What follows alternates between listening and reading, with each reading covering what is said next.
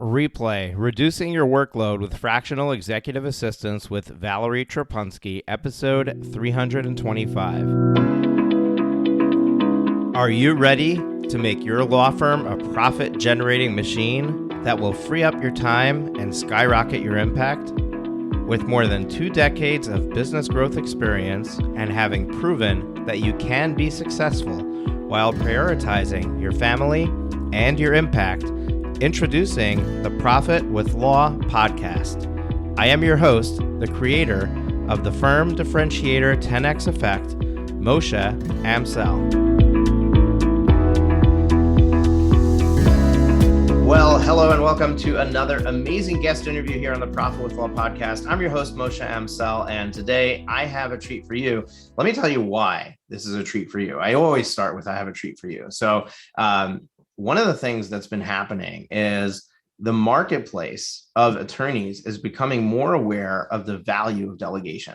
And I know this because finding staff and finding solutions to your staffing problems is the number one problem that's coming up in coaching calls, that's coming up in my coaching groups, that's coming up in emails that we're getting. And it is a tough road to navigate because you have more and more options in front of you. And today we're going to talk about yet another option. But the problem is that when you're trying to figure out, should I bring somebody on? One of the biggest challenges that you have is, can I afford it? Can I actually wing this person's pay?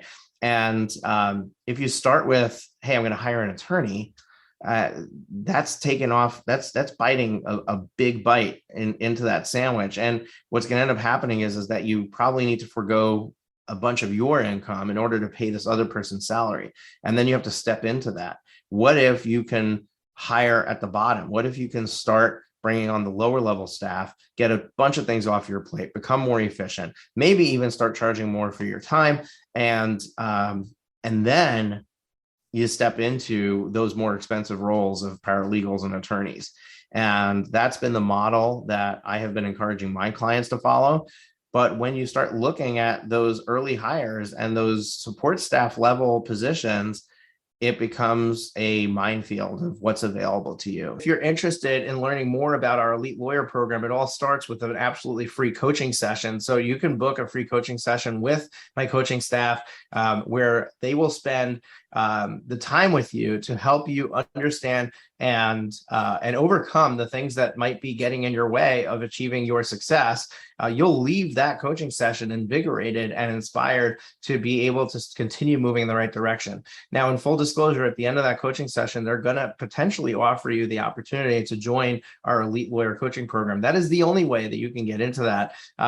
So if that's something that interests you, if you would like some help along the way, then go to profitwithlaw.com/free coaching, profitwithlaw.com/free coaching. Takes you right to a calendar booking link. You got to answer some questions on a form there, grab a spot on the calendar, and there's absolutely no commitment. You just have that coaching session, see how you feel, and then decide whether you want to continue the ride with us. So I'm excited because our guest today owns one of these companies, owns a company that will help you staff up in these situations where you're trying to grow. Maybe you're trying to hire your first staff members, or maybe you're trying to grow to that next level where you already have staff, but they're taxed, they're at their maximum, and maybe they need support.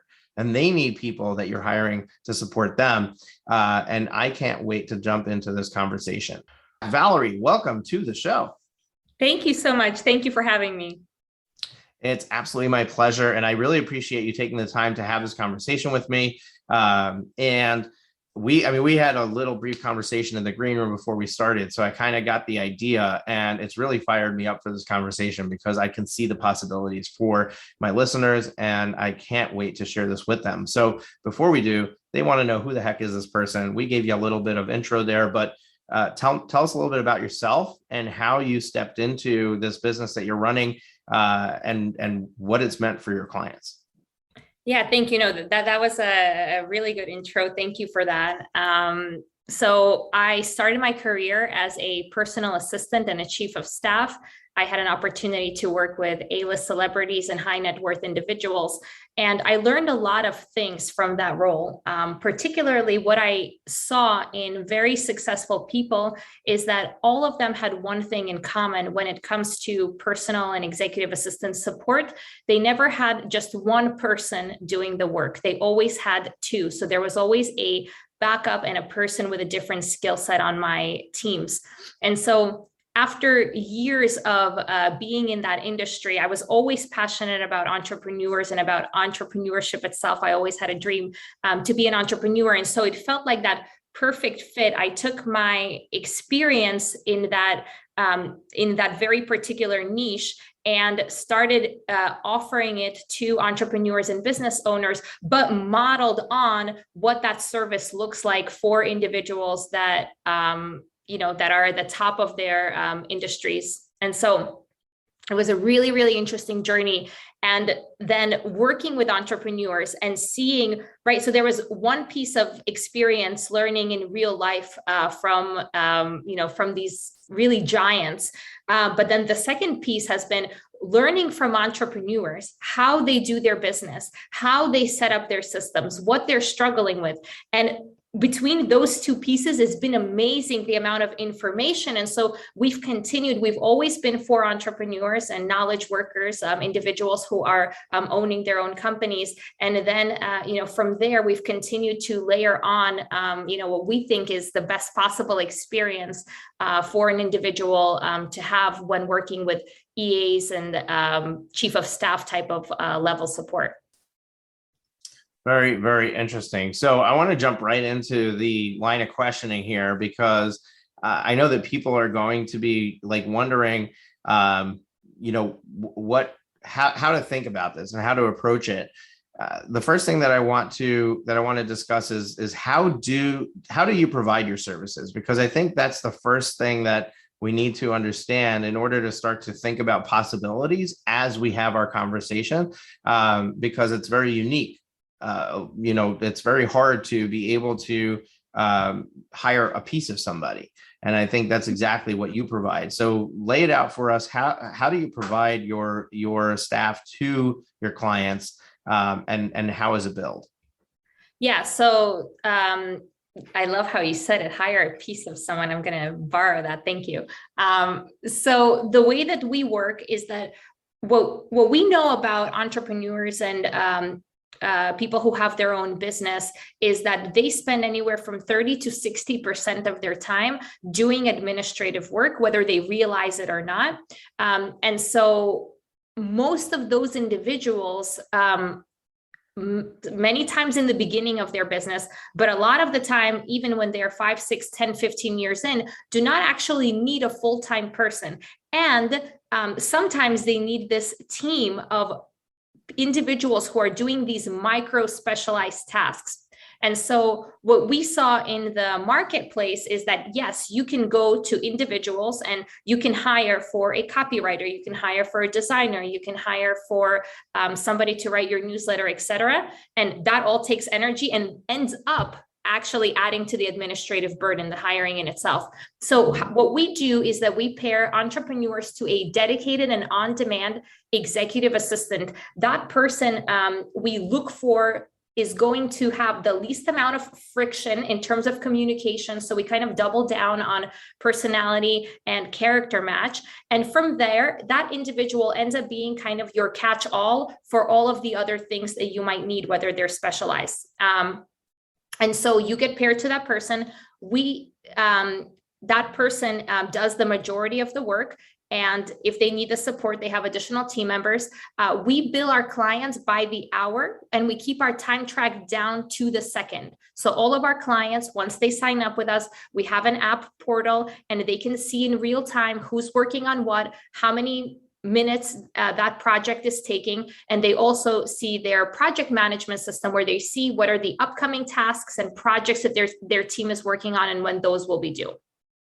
Very interesting. So, as you laid it out, I can potentially engage you for just an hour's work, right? Is there a minimum amount that we need to be ready to give you in order to start working with your company? Yes. So we have a very minimal minimum, which is 5 hours a month. So just a little bit over an hour a week. And that's all. And so we're designed to have consistency. Even if you are handing off one small task that takes an hour, there is consistency. We are continuing to stay in contact with you. And then we're designed to grow with you. So if you are then needing 5 hours a week, 20 hours a week, you might need to start needing 40 plus hours a week. The team is designed to grow with you and to add those additional hours, whether it's with the dedicated person and a lot of the time with the additional team members that we have. Now, what is are you willing to share pricing with us here on the show? Oh yeah, absolutely. Okay. What is the EA? So when I start, right, I reach out to you and I say, hey, I need an executive assistant. What does that cost per hour? So we have 3 layers of support. We have a partner level assistant, a pro level, and an admin. At the partner level, it is a do it for you solution. It is when you are coming to us and you're saying, here, take this off of my hands. I have no idea how to do it. And I know that I need it done. And I want to trust you as the professional here to get this project completed. That's at the partner level. At the pro level, it is a do it with you solution. So this is where you have an idea of how you want this project or task to be completed. You explain it to us, and then we run with it. So we do it together. And then we have the admin level support. This is low intensity process fulfillment projects. So once we have a great SOP built for it, which by the way, when you are working with our assistants, everything that we do, we always build those SOPs in real time so that there is continuity, both for our internal team members, but also for you if you will ever need it. So those admin level tasks have been, the SOP has been created, it has been tested, and now it can run with the admin level assistant. So the idea is always for us to get projects into the hands of the individuals who are best suited to do them. And so at the lowest possible price point. Now, what if I'm not up to projects and needing a team and all of that, and I simply just need somebody to answer my emails for me? I need somebody to just get some proposals out. Which level is that at? What kind of person am I looking for? Yeah, it's a great question. A lot of people have that question when getting started. So our onboarding process, first of all, sometimes entrepreneurs, business owners, they get stuck with this because they think about this question, whether it's the level of service or just how do I get it started? And then this is where they kind of stop the process. So with us, we do a deep dive into your specific needs, how you're currently working, how you would like to be working, and your 6-month goals. We break that down for you. So there's very minimal input from you, and we're able to we then do the homework and create the roadmap for you. So it's a conversation. The truth is, with email, it could be at our highest level of delegation, or it could be at one of the lower levels of delegation, and it will depend on the kind of things that come through there, and the kind of work that the individual will need to be doing. But I just want you to know that all of the individuals that we bring on, when we look at their character, they will look very similar to what a chief operating officer would look like, right? Not necessarily with all of the experience at the lower levels, but character and personality wise, how these people are going about problem solving. They're really project managers. So that's just a little bit of extra in terms of how we bring on individuals to our teams. What are you using to screen them to be able to determine that? I imagine it's a personality test of some kind, right? Yeah. So I have a second company, which is which I'm working with an individual who has spent 30 years creating this character assessment. And we've been extremely lucky with ChatterBoss for this partnership. This character assessment has been used in the Olympics. It has been used in Fortune 500 companies for C-suite hiring. And we're using it for ChatterBoss to screen assistants, amongst other things that we do for screening, but for character in particular. And so we know very well the character of our assistants. And then clients, when they come in, we also give them an opportunity to take this assessment. So we can pair you without doing it, but if you give us the opportunity, we will pair you using this sophisticated software. And then we know from both sides. And that's when I say, I know that I can make a match that is the least amount of friction as possible, because and why I double down and over index on personality is because this role sometimes ends up being a catch-all for everything. And it may be that you're giving this person things that are not in your competency and not in their competency, but you guys need to have good enough communication to be able to together know where where the projects need to go. Okay. So I'm going to go back to somebody who's never hired somebody before. They're running completely on their own. We'll march down the road to somebody who has more specific needs. Somebody in that role, they might not even know if they're ready, right? They just know they're overwhelmed. They know that they're spending way too much time in their business. They know that they're doing everything and they shouldn't be. So they have the awareness of the problem, but they don't know how to get out of it. They don't know what are the tasks they should be delegating. Is that something that you help them figure out when they introduce themselves to ChatterBoss? Is that do you have some exercises you take them through to try to figure out what can we delegate? What can we help you take off your plate? And it kind of like an action plan of getting some of that stuff delegated and taken and transferred over. Yeah, absolutely. So we have a system of saying your input is your stressors and the things that you know about your business, the things that you consciously know that you need to delegate and outsource. And then there might be some things that are causing stress, but not in the forefront of, I know that I need to delegate and how I'm going to delegate it. So that's the way that we do the input from you. Then we process this information and we look at the priorities and we come up with a strategy together. So part of your onboarding is a strategy session with our team who act as delegation coaches. They've seen hundreds of entrepreneurs and business owners go through this, and so that's what we do in that strategy session. What you get when you walk out of that strategy session is you will be very clear on the first one or two tasks that you will be handing off to your assistant. You will know how to hand those tasks off to your assistant. And you will also, within a week after that conversation, have your 6-month road plan. So we take it step by step. We don't want to, especially somebody that's overwhelmed, a lot of the times they can come to us what I kind of consider, or they could consider them in this like too late category. I'm stressed, I'm overwhelmed, I still don't know how to delegate it. And so there is this kind of like chaotic feeling for them. And sometimes those individuals, what they really want is to say, hi, finally, I'm ready to delegate, take all my stuff and fix it, make it better, put a bow on it. And so we always encourage individuals that are already in those stages. We still want to take it step by step. We still want to do it one project at a time. We want to take it very responsibly in order to make sure that relationship is strong and has a solid foundation, and then we can build on top of it. So whether it's entrepreneurs, business owners that are in the early stages, kind of mid stages or later stages, we will extract what we need from them, and they can count on us for that. And one of the things that you shared that you do is you basically write internal SOPs for every single thing that's handed off to your team. So essentially, once I've delegated a task, you can do it over and over again, even if I didn't say, oh, I'm going to have to do this again a week from now.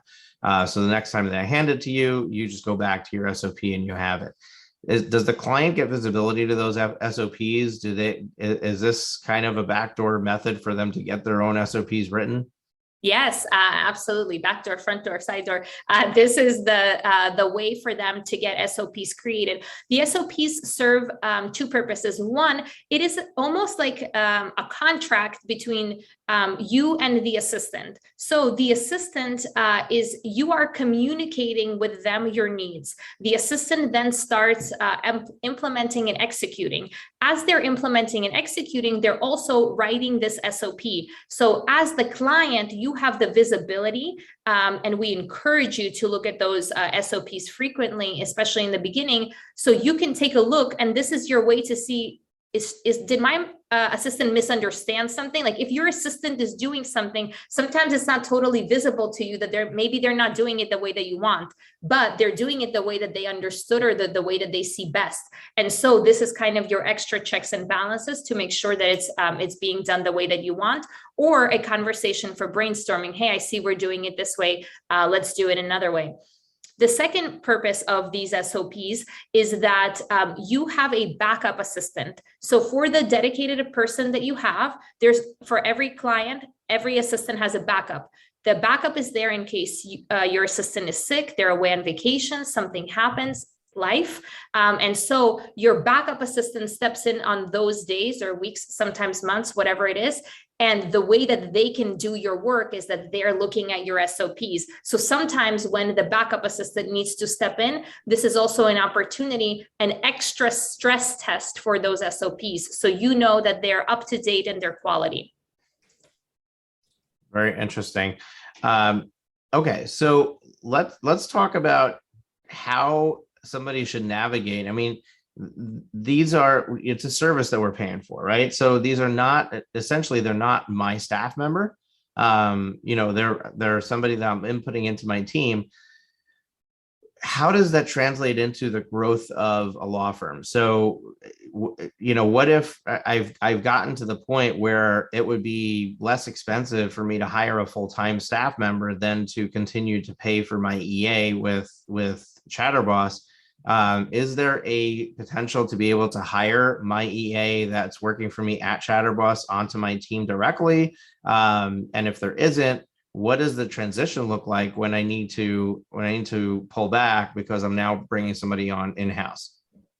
Yep. So I love that you asked that question. Over the 5 years that we've been operating, this has come up a lot.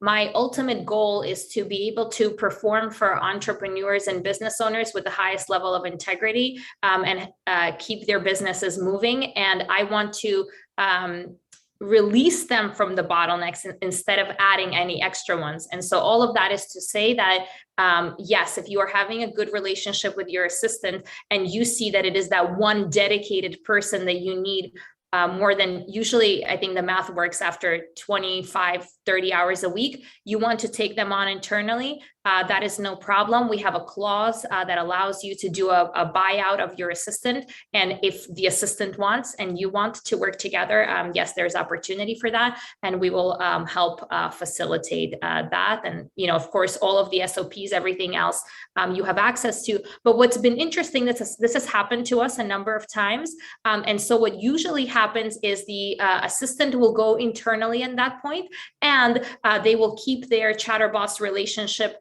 and they will get in. So it's usually actually that assistant now gets an assistant from ChatterBoss and still has access to the rest of the team. And we'll usually keep the assistant within our assistant network as well, because it's extremely valuable. As assistants, there's new things coming out, new software, new questions. And so this is great. They have access to the rest of our team. Hey guys, I'm stuck with this. Has anyone seen this? Is this website down? And then you kind of still have the benefit. And the assistant also still retains access to that virtual family, which is really important for them as well. Now, where are these people located? Are they in the U.S., outside the U.S.? Are they all over the country? Are they in a call center? What is the model that you have as far as their working environment?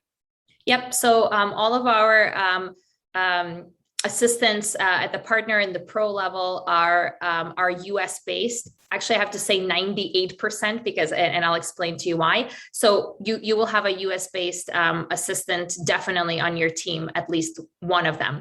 And so they're all over the US. state. Then usually at our admin level, we have an office in Cape Town, South Africa. That's where our admin level assistants are. And I'm kind of saying that there is this like small opportunity. As we've been operating now for 5 years, we now have admins that have graduated into the pro and even partner level. And so I still believe that your dedicated person should be in the same country that you're at. And that's the reason I say at least one member of your team will be in the US, but we now have these different combinations because we have individuals with really fantastic kind of skill sets, and they work for certain entrepreneurs. So you can kind of trust us that the assistants are vetted at each of those levels. But yes, US and South Africa. Yeah, and interesting that when you said that when you bring the EA on full-time in-house, if you exercise that option, that they tend to then get their own EA from ChatterBoss. I'm a big proponent of any of your staff members having a assistant, virtual assistant, maybe not necessarily through ChatterBoss, but through any of the various channels that you can get a VA. I think that it's extremely powerful to empower just a line member of your staff to offload the tasks that they don't need to be performing, that the ones that could be performed by somebody who is less expensive than they are, and constantly pushing the work down to the lowest cost denominator to get the work done. So I'm a big fan of that, and I imagine that even a larger firm could engage ChatterBoss in that way, where we basically just use it to provide assistance to all of our staff or all of our, at least our attorneys and maybe even our paralegals and things like that. So what are you seeing when it comes to law firms that are engaging with you? Is there a specific size law firm that you attract a lot of? Are you finding that this is primarily the solo and small firms that are using your services, or is it primarily the large firms, or it's kind of all over the place? I want to say that it's a healthy mix because you can find a use for us. If we're talking about the smaller firms, what they're really attracted to, they might not have any other staff, right? So this ends up being the first individual that they're getting support from. A lot of the times it will then be, if that's the case, then you'll have someone at the partner level. You guys end up brainstorming with each other, just someone for accountability, just another person, right? So the smaller companies will use us in this kind of a way. Now, as they grow, a lot of the uses end up being this access to this larger team. So sometimes, yes, you can afford to have a full-time person, but it still doesn't make sense. And so we'll always, engage in that conversation with you. Sometimes it doesn't make sense because you don't want the one person to be a bottleneck, because this person holds so much. And so what happens is if they're out for a day, all of the operations stop. So in that case, sometimes people will cap out at 15 hours a week for their dedicated person, and then they fill in with smaller micro things from the rest of the team. So we have people use us at different sizes for different things. Now, what about technology? Every law firm operates on something different. There's different practice management software, there's different intakes or CRM software. There's software for drafting documents. There's legal research software. There's email, there's phone. What systems does the law firm need to provide to the assistant? Does your team use all of like one license for all of those things, or do they need multiples, depending on what's going on? Yeah, so it's a good question. So in terms of software, we can plug into the software that you are using. It's kind of the name of the game in this industry. New software is coming out every single day. And so it's interesting, right? When you'll come to us, part of the conversation is what software are you using? How are you using it, et cetera? And then it's a really kind of delicate dance that we do in terms of like when we're doing the pairing, because that's one consideration, right?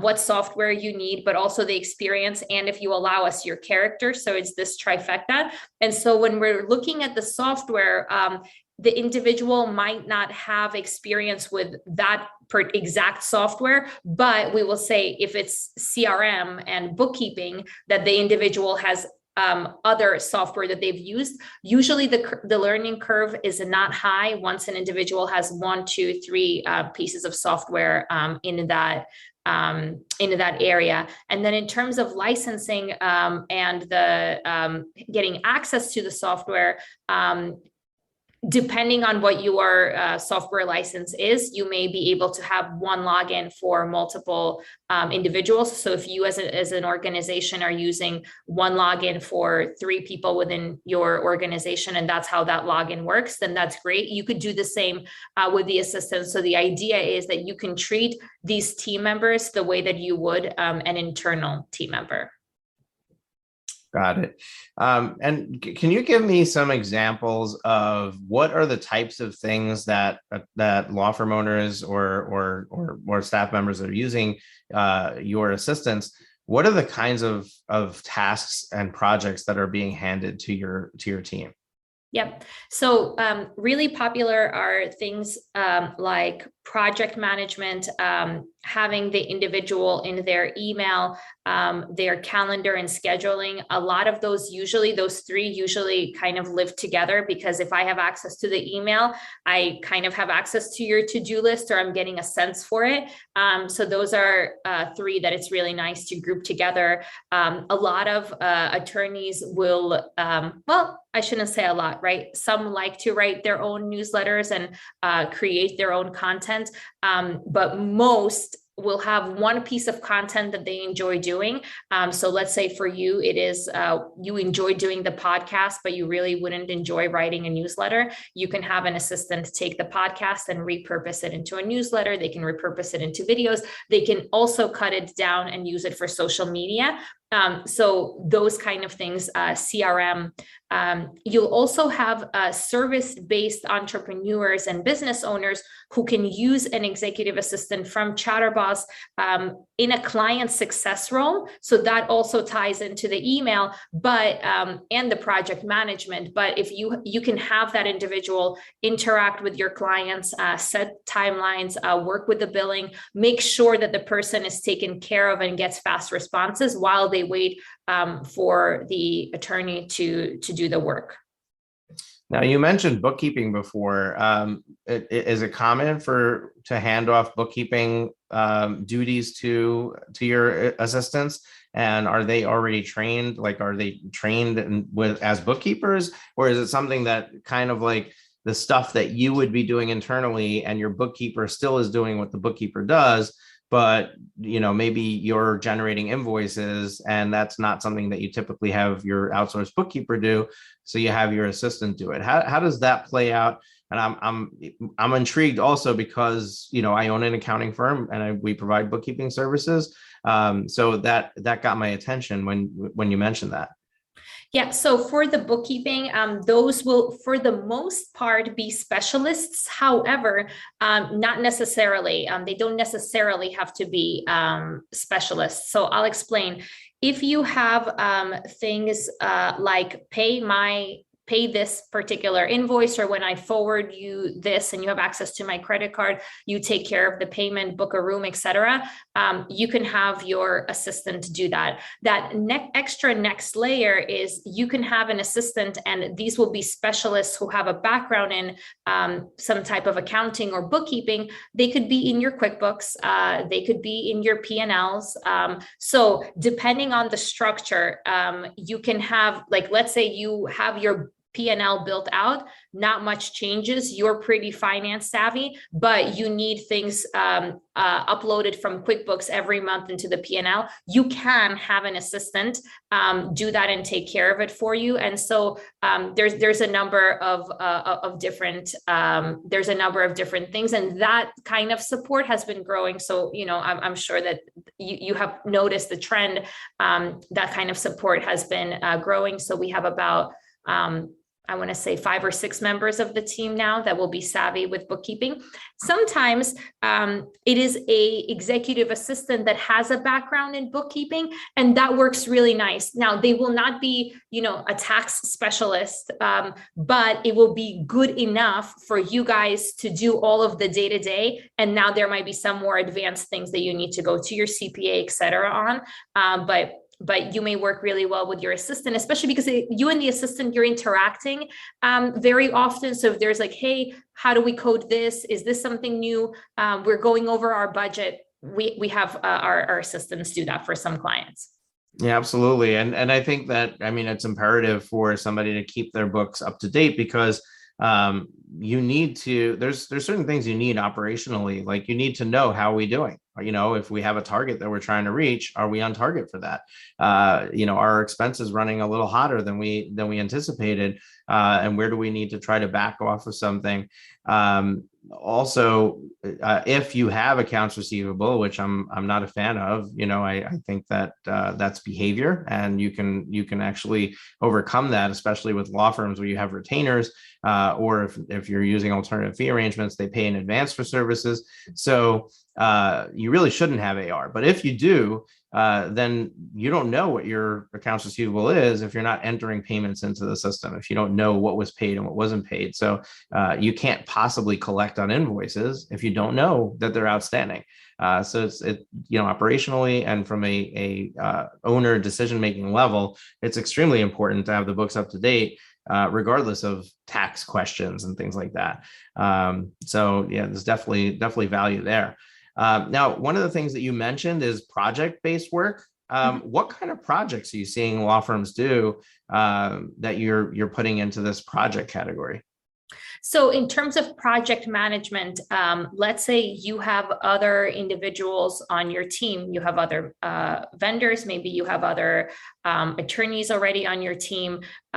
Depending on how as an organization you're dividing up the work, most individuals will have a project management system, but sometimes as the founder or the CEO, the individual either doesn't like to or doesn't have the time to be on top of it. And so, a lot of like the angst that like we will experience from business owners is that, hey, we've been as a company talking about this for 3 months, I don't know, implementing this new system, and kind of no one owns it. We don't know who's still supposed to be doing it. We talk about it in our monthly catch up and it's still not done.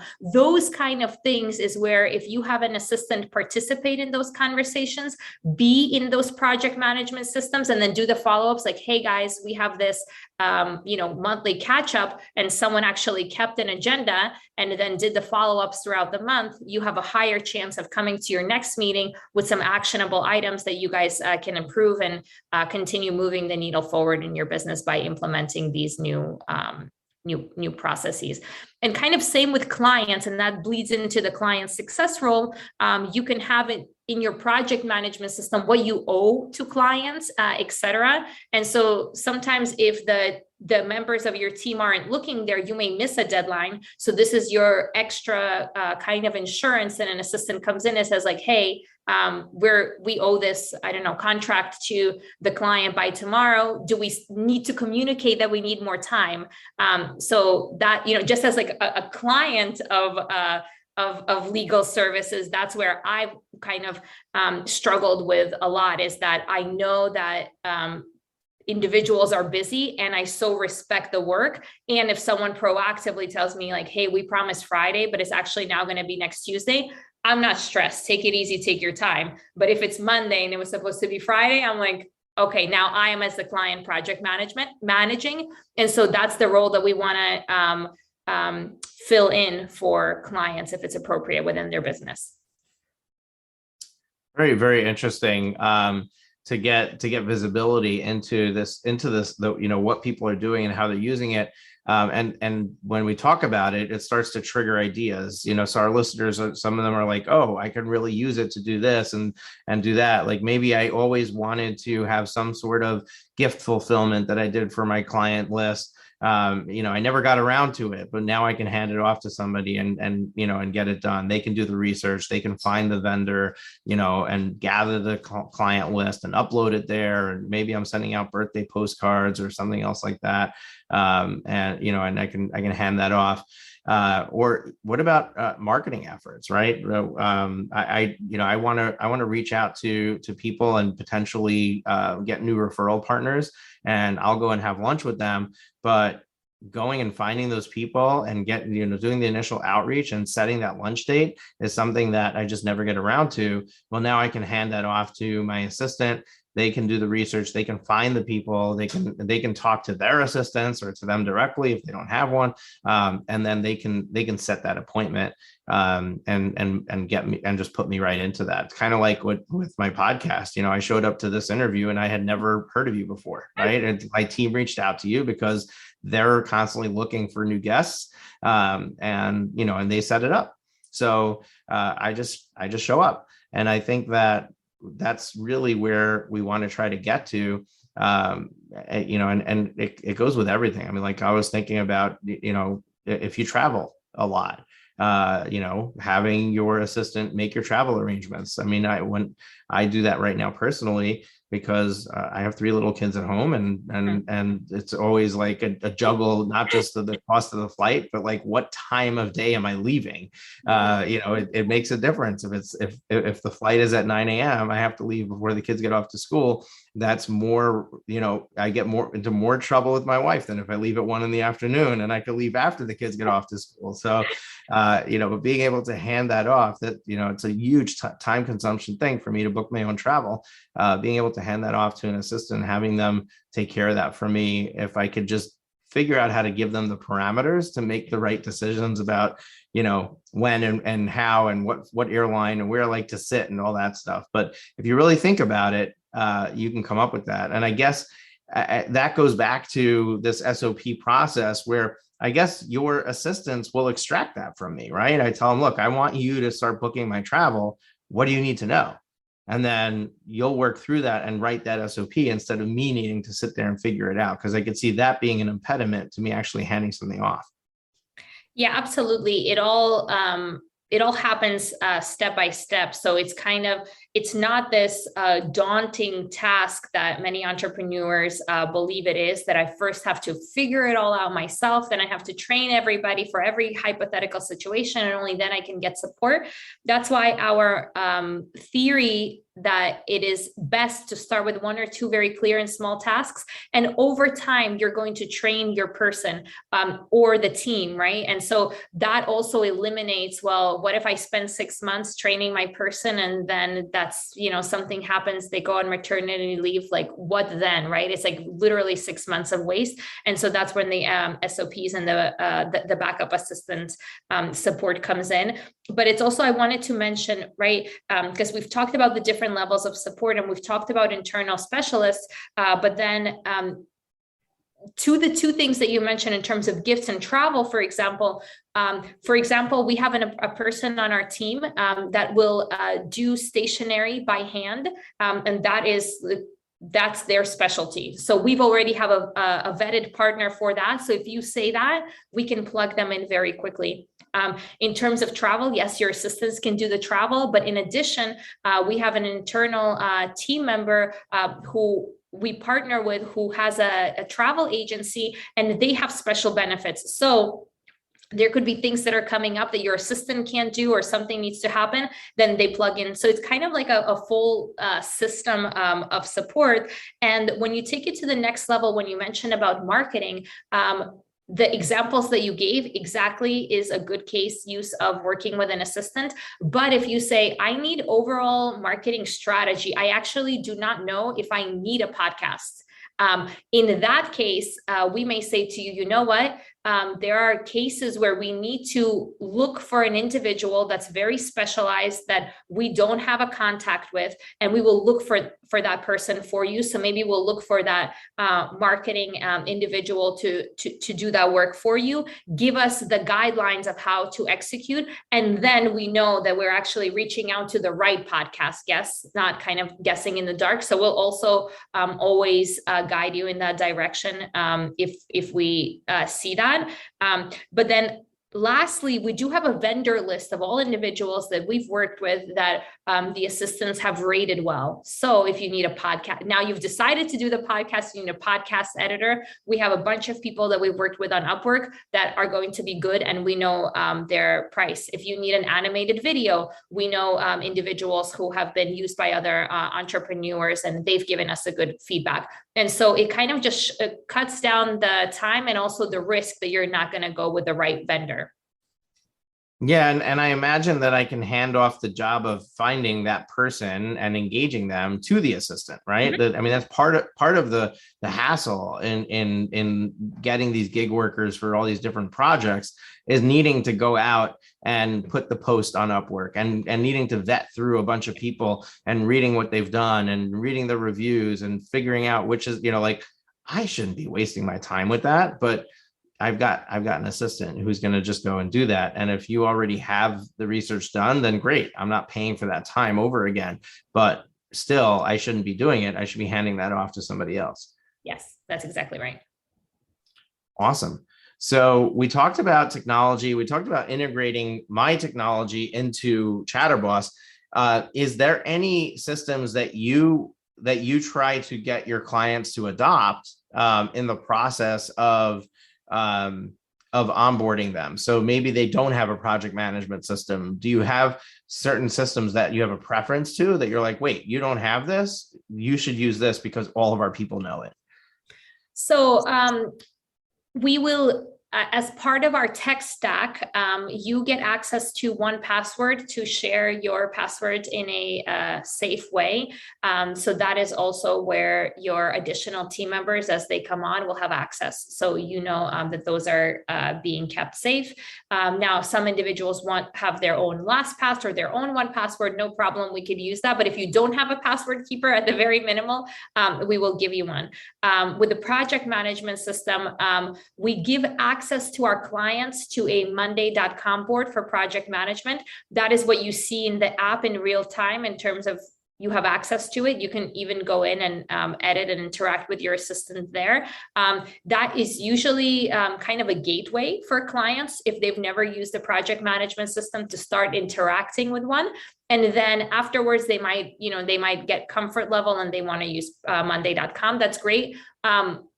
With that said, there's so many different systems, but a lot of the times that just happens just by osmosis of interacting with some of the software.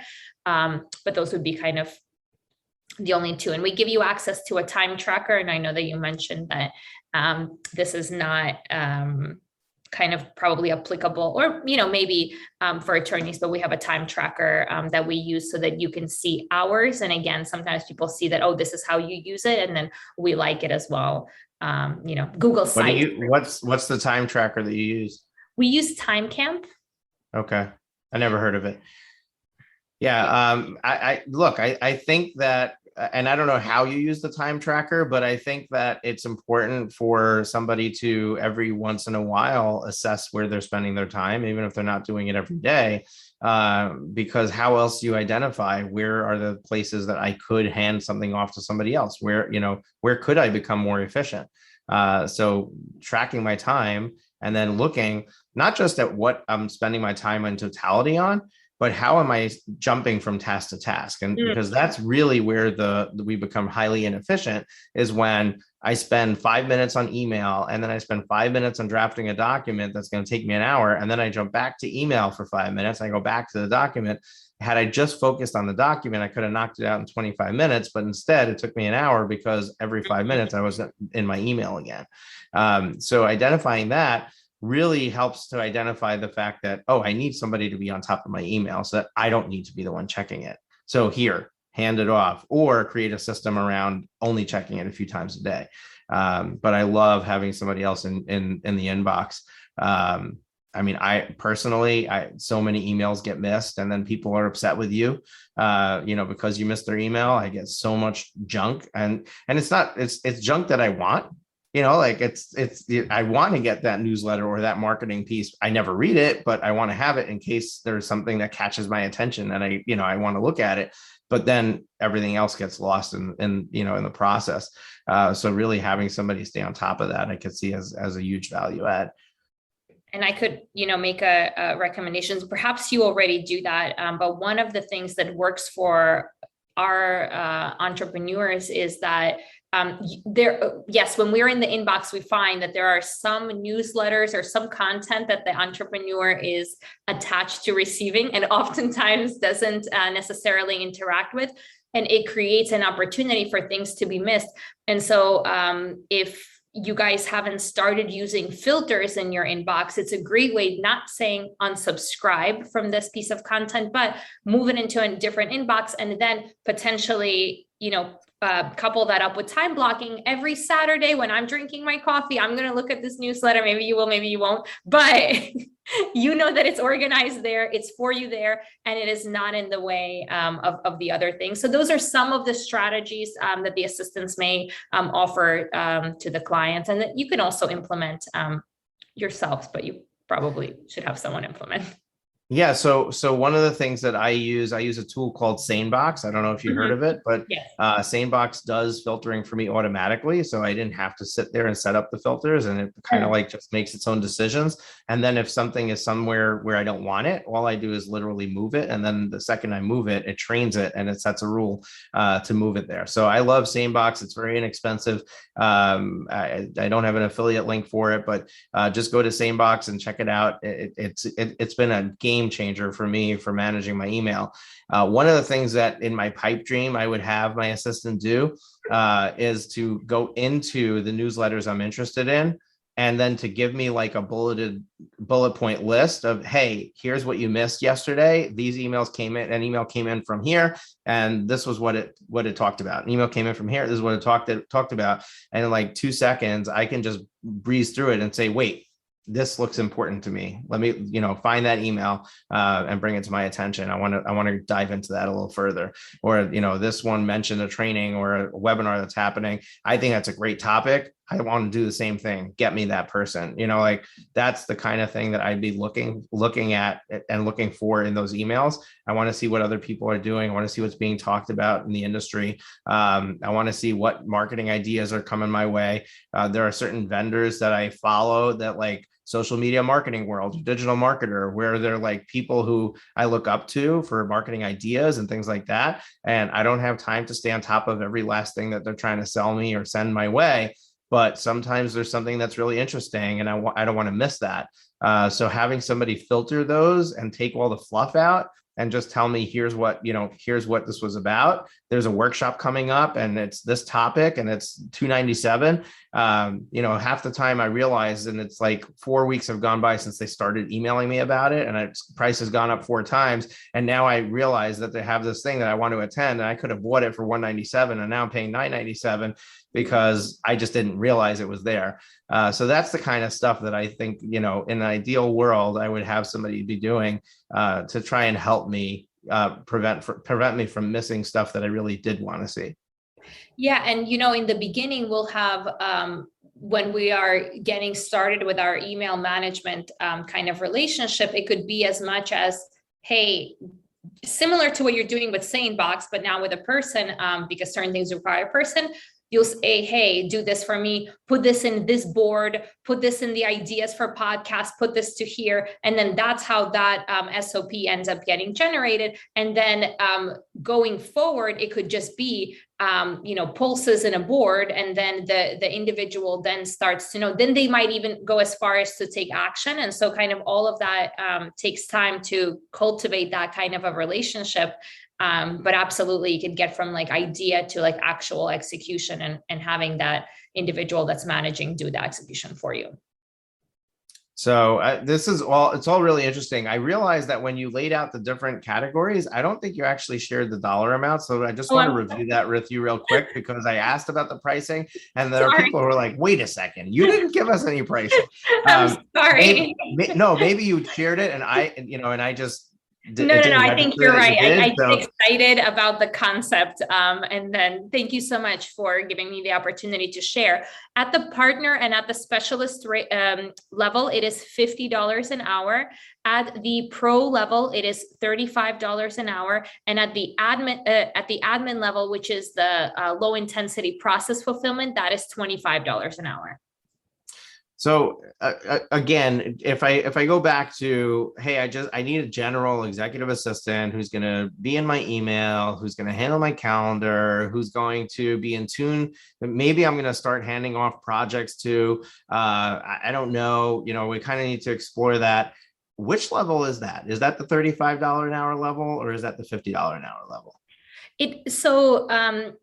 Here's what we know. You can hand things off at the partner or at the pro level. That is ultimately your choice. When we take you through that onboarding strategy session, we will give you our recommendations based on what we are seeing could be involved in those tasks and what we are getting an indicator from in terms of your best way of delegating. But ultimately, if we say, look, we think that this is partner level, and you say, I really want a pro, no problem. This is how you delegate to a pro versus this is how you delegate out to a partner. And so you can expect more hand holding at the pro level than at the partner level. But there are some projects that you wouldn't have to tailor the way that you work. They're exactly right for the pro and even at the admin.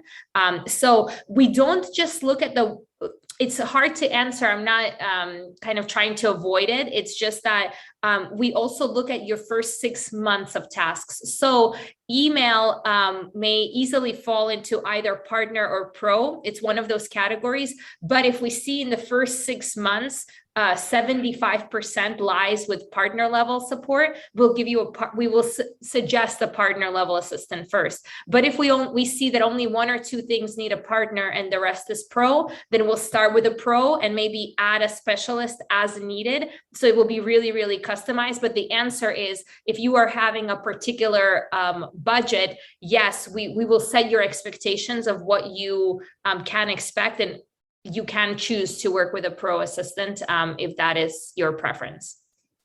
Yeah, I mean, it's no secret. I told you in the green room that we partner with a company called Get Staffed Up. We promote them regularly, and that they only do full-time VAs, right? So you have to get a 40-hour-a-week person. There's no ifs, ands, or buts, and they're not US based. They are, they're fluent in English. They're well-educated people. They're usually in your time zone because they go to South America and stuff like that.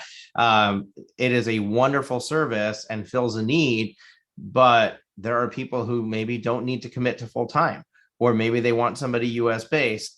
Or maybe they want access to more of a team like you have with the backups and things like that. And we're with Get Staffed Up, they're just getting one person. So when I start looking at the solutions and I say, well, a Get Staffed Up person costs $18.50 a month, and I start to divide that by $50 an hour, that's 37 hours. Divide that by 4 weeks. That's basically once I hit 10 hours a week with my $50 an hour EA, it might already start to make sense for me to consider, do I want to opt now for a full-timer from Get Staffed Up and get 40 hours a week instead of 10 hours a week? And clearly there may be a quality difference, right? It may be that the $50 an hour person is a significantly higher caliber than what I would get with Get Staffed Up. But that's how. So I'm an accountant and I'm a numbers guy, and that's how my mind works. So I start to immediately say, okay, like if I'm going to push my podcast listeners to check this out, it's a no-brainer if you're under 10 hours a week of work. Right. And because you're going to come out ahead. So you may as well get help if it means that you're going to save money, not having to go to this full-time option. then definitely do that. Start here. If you're already thinking that you need a full-time person, then maybe it's cheaper to start with somebody from Get Staffed Up and then use the ChatterBoss services as a add-on to that once that person starts to have their plate be full. Or if you are completely lost with how to delegate, completely lost with what to give the person, you need direction, you need somebody to write SOPs for you, then maybe engage ChatterBoss. Let them work with you, do the legwork, and take it from there. We talked about having a buyout clause in there. Are you able to share like approximately what the salary level is if I were to buy somebody out and hire them? What salary range am I looking at to bring them in-house? Yeah, it's interesting because, and I never expected this as a business owner, but actually a lot of our assistants, they love this business model as much as the clients. And so sometimes it's happened that if you that the assistant is wanting actually a higher rate than they would be getting through ChatterBoss if they go for the to work directly for the entrepreneur. So that's Right. interesting and important because it's a lot more pressure, especially if they don't have access anymore to ChatterBoss, they don't have access to the backup. They feel they can't take as much of a day off, right? Or if they go for 4 hours somewhere, they know that they're covered because there's a backup. So, so that ends up, I will say, maybe a 20 to 25% increase over what they are getting paid through ChatterBoss is what they would want if they're working directly for the entrepreneur. And it's different in every case, and we'll have sometimes if the entrepreneur wants to have that conversation, that's great. If you guys want ChatterBoss to participate in that conversation, is great. One of our core values is transparency. And so for that reason, right, well, we've kind of put all of our cards on the table, and then the entrepreneur, both for the entrepreneur and for the assistant. And then we've been able to come to really good solutions for both parties, and where there's mutual understanding what the other needs. And so that's been very nice. But that's how it usually works. But for the entrepreneur, it ends up being less than what they pay through ChatterBoss, ultimately, right? Yeah, I have two more quick questions. We're really out of time, so I want to wrap up the interview. But these questions have come up in the past with my own virtual staff as well as clients of mine, and they don't even think about asking these questions up front. But the first thing is do you have I assume that your assistants are full-time, they're on W-2, payroll and stuff like that. Do they get sick and vacation pay? Do they get maternity leave? Do they get those kind of benefits? And how does that play out for the owner? And I think I know the answer to the question is, well, we have a backup. So, but I just want to double check with you on that. And then the other question, I'll just lead with both questions and then let you answer them both. The other question is around bonuses and financial incentives. So I'm a big proponent of giving staff financial incentives to hit metrics. If we focus on a goal and we focus on these metrics, we can hit it. And then I want to reward my staff for it. How easy or difficult is it for me to provide my assistant a bonus? And does that have to be shared with the backup in some way? And how do you deal with that? Yeah, so it's a great question. So actually, all of the assistants are 1099 contractors. And so the way that they work is that they choose the client. So this is the other part where our pairing is super important. So it is the assistant choosing you, and is you choosing them.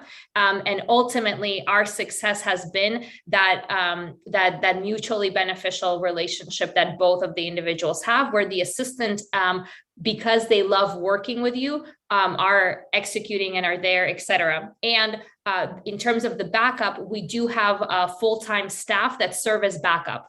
So these assistants as contractors have the flexibility to do their life the way that they want, but you as a business owner have access to employees that are full-time at their desk at all times that can step in. And that's how we're actually able to offer a response within an hour, usually within minutes, if you guys are using our app and our other means of communication where the backup is monitoring, because we're there and we can take over. So it provides that mutual benefit on both sides. As far as bonuses, if you have as a client, if you're having a great experience with your assistant and you choose to pay them, an incentive or a bonus that is, 100% up to you as the client, and yes, you're able to arrange that. And if there is anything that ChatterBoss you're needing from us in order to facilitate that, yes, we can. Or some individuals choose to do that directly. So we've kind of had it both ways. Yeah, I mean, the only problem with doing it directly is if it's in excess of $600, now you need to 1099 them potentially. Mm-hmm. So it adds an extra layer of paperwork. And you already have a setup or a means of collecting money from me, and you already have a setup or a means to pay them. So, I could see it being easier to just tell you, hey, I want to pay her $1,000 bonus. Charge me $1,000 more on my next invoice. I just don't know if you charge a premium for that or not. I know that some staffing agencies that we've worked with do.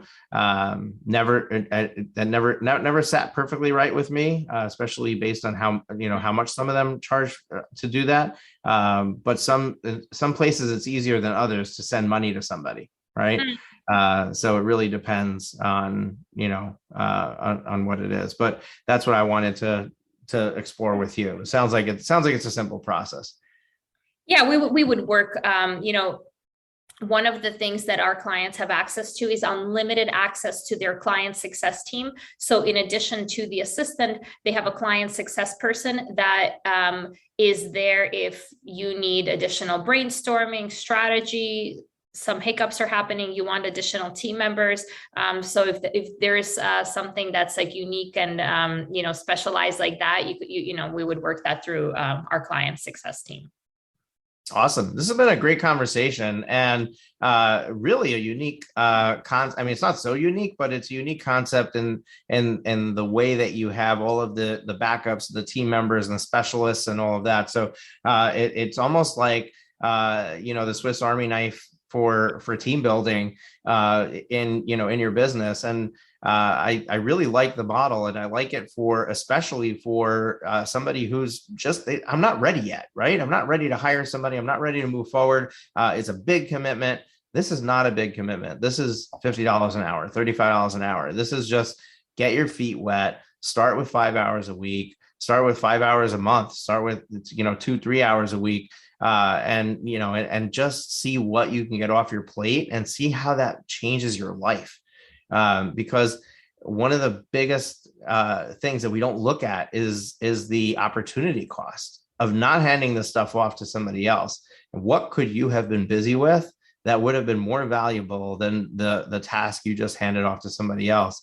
And you start looking at that, where I could have brought in a new client that could have been $10,000, and I gave up on that to save $50, and that's really where we need to start looking in this conversation. And this is a great way to kind of like dip your toe in the water, get your feet wet, try working with somebody, try going through this process. It'll also give you some interview skills. It'll give you some personality assessment skills. You'll start to realize what it's like to work with other people if you haven't had anybody work for you before. So it's really a great way to start team building or to enhance your team building as you go. I love the concept. So tell us how we can take the next step with you if we want to get started. I think it sounds from the interview like it starts with some sort of consultation. And also, if you can just share like one final tip with our audience that's like your top tip from your area of expertise that they can use to make their world better moving forward. Wow. So in terms of getting started, I know that with this podcast, you'll put a link to have access to the ChatterBoss website. And through the link and through this podcast, listeners have access to 10% discount to a 10% discount to the onboarding fee, as well as a 10% discount on our advanced pairing. And if you guys need the URL, it is profitwithlaw.com/chatterboss. And that's where you're able to schedule the consultation. In terms of top tip, wow. I guess, we've said a lot in this conversation, right? In terms of working with others. And I would say, my top tip for delegating is hire right. And if you don't know how to hire right, do not make that triage hire, right? Work with an agency that can help get you the right individual. But the theme for me over the last few years has been trust, right? Then trust that individual that you have is going to help take your business to the next level. I think that, as you mentioned, delegating, it is like a muscle. You need to start somewhere. And so that is the reason why we have this model. It gives opportunity to individuals, even if it's something trivial, for 1 hour a week, just to continue delegating out. But you know what? With seeing hundreds of entrepreneurs delegate, people have a way, as long as the pairing is right, people have a way of living into the expectations of others. And so if you start that relationship from, I'm excited and I trust you, and you just get a much stronger result from, I am skeptical and I'm not sure. And that's where sometimes we go into micromanaging territory. So that's my my biggest lesson. Attend a coaching session with one of our coaches, and you can get there at profitwithlaw.com/free coaching. So I invite you to take advantage of that. There's really no strings attached, even though there is an opportunity to join our program at the end. There's no pressure. There's no obligation. We're not a high pressure sales team. If it's for you, great. If not, also great. So take advantage of that free coaching session and go to profitwithlaw.com/free coaching. Awesome. Thank you so much, Valerie. This has been amazing. Folks, this was a long episode, but we bring the best to you right here on the Profit with Law podcast. Valerie, it's been a great conversation, and definitely want to continue the conversation offline with you because I think there's a lot of opportunity for us internally to try your service out and then be able to talk about it from our own perspective. So we will definitely take a look at that. Folks, if this is your first time listening to the podcast, make sure to hit that subscribe button so that you get notified every time we release a new episode. And we would love it if you gave us a rating and review. We're here every Tuesday and Thursday, so just come check us back out on Tuesday. Take care. We'll see you soon. Have you been enjoying the show? We sure hope so. To make sure you never miss an episode, be sure to hit the subscribe button in your podcast player app. Next week, we will be back with more valuable resources and ideas on how to break the mold and take your law firm to the next level.